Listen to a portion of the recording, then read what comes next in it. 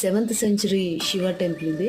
ఈ గుడిలో ప్రధాన దైవం పంపా సంపతి అని కూడా పిలుస్తారు. అదే లార్డ్ విరూపాక్షుడు. 3 గోపురాలు ఉన్నాయి. ఈస్ట్ టవర్ 9 అంతస్తులు 50 మీటర్స్ టాల్ ఉంది. ప్రధాన గోపురం యొక్క విలోమ నీడ ఆలయం లోపల గోడపై పడింది. టూర్ గైడ్ పెట్టుకుంటే మీకు సహాయం చేస్తారు. ఈచ్ అండ్ ఎవ్రీథింగ్ దాన్ని ఎక్స్ప్లెయిన్ చేయగలుగుతారు.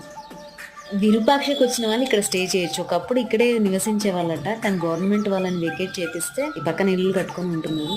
ఇదిగోండి ఇటువైపు పుష్కరిణి ఉంది. చాలా పెద్దగా ఉంది పుష్కరిణి. ఇదంతా టెంపుల్. ఈ టెంపుల్ కి ఇటువైపు అన్ని గుడులు ఉన్నాయి.